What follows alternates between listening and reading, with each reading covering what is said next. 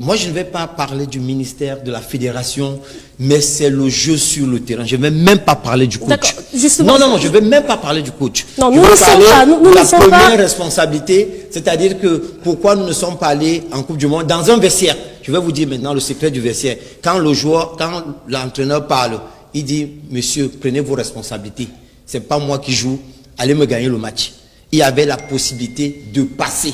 Alors, sincèrement, cette émission n'a pas pour but de tirer les responsabilités, d'accuser on ne peut pas parler de l'absence des lions indomptables sans parler de responsabilité.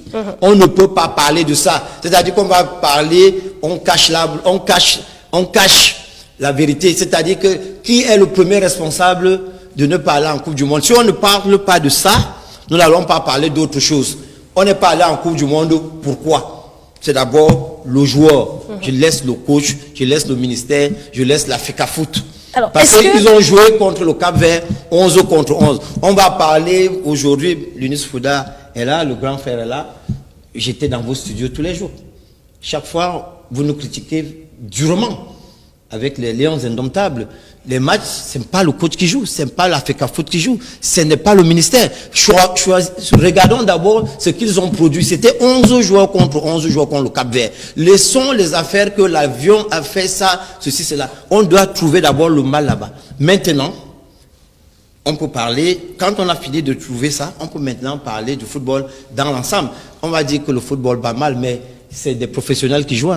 Quand tu acceptes de jouer pour ton pays, tu joues pour ton pays. Tu ne regardes pas si X, Y a fait quoi ou quoi que ce soit. C'est vrai qu'on va parler des Swazini. Mais il y a un match après les Swazini. Il y a eu le match du Cap-Vert qu'on pouvait battre. On avait la possibilité de les battre. On avait les qualités. On avait les joueurs. Monsieur Babouang, sincèrement, je ne souhaite pas que cette émission soit considérée comme une émission où on est venu établir les responsabilités de tout un chacun. Mais vous voulez qu'on parle de quoi? Mais vous voulez qu'on parle de quoi ce soir? Parce que, voilà, plusieurs personnes on parle de l'absence. Si on parle de l'absence du Cameroun, que ça me fait mal, je vais d'abord voir pourquoi on n'est pas parti.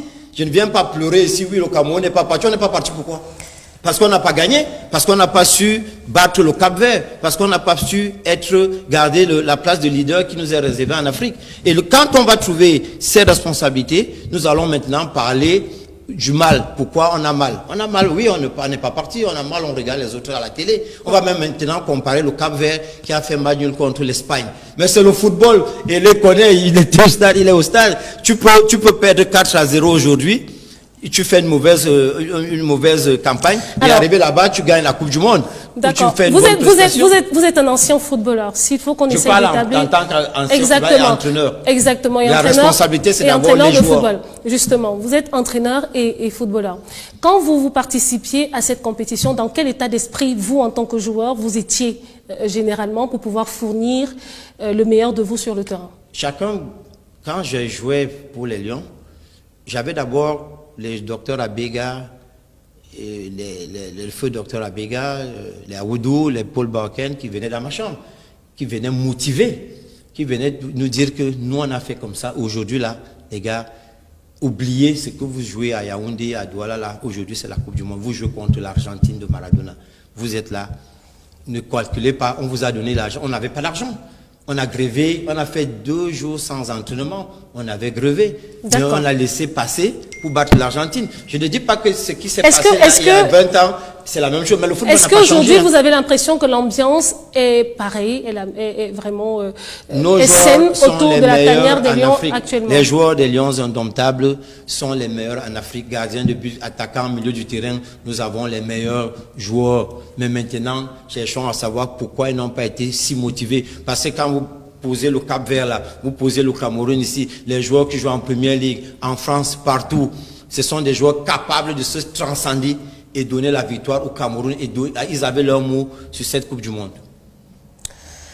Merci Mabouang Kesak pour cette première prise de parole. Alors, Linus Pascal Fouda, selon vous, qu'est-ce qui pourrait justifier l'absence du Cameroun à cette compétition? Et vous, déjà, en tant que journaliste, en tant que Linus, qu'est-ce que ça vous fait de savoir que le Cameroun ne participe pas, ne prend pas part à ce rendez-vous? Je vais vous décevoir, mais ça ne me fait rien du tout, parce que j'étais préparé depuis.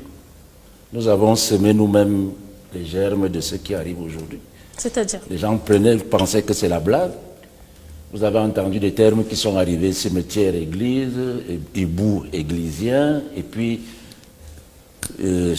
chaque camp avait sa meute cybernétique. Nous, je me souviens être venu sur votre plateau ici, demander aux gens de penser à l'intérêt supérieur du football camerounais. Ça n'a pas été le cas et ça continue. Ça continue. Ça veut dire que même nous n'y sommes pas là. Les gens aujourd'hui cherchent à regarder les matchs. Vous pensez que si le Cameroun avait été qualifié pour la Coupe du Monde, l'État du Cameroun n'aurait pas payé les 104 matchs pour que les Camerounais les voient? Et c'est les conséquences. Donc, on a eu affaire, je donne caution d'une part à Mabon Kesak. Mais, ce que mon petit frère ne dit pas, c'est que ces joueurs-là étaient déjà pressurisés, ils étaient à bout. Parce que les conditions dans lesquelles ils préparaient leur match ne leur permettaient pas de donner le meilleur d'eux-mêmes. Et puis, ce ne sont pas les meilleurs d'Afrique. Donc, ils doivent être bien motivés. D'un côté. De l'autre côté, Pierre Lebon a parlé de la presse, qui n'a pas fait son travail. Pas du tout. Qu'est-ce que la presse devait faire qu'elle n'a La pas fait? presse doit rester objective. Vous ne pouvez pas arriver dans une rédaction où il y a un problème d'État. Celle qui présente le journal et celui qui fait le papier, c'est un exemple, c'est pas vous. Celui qui fait le papier est églisé.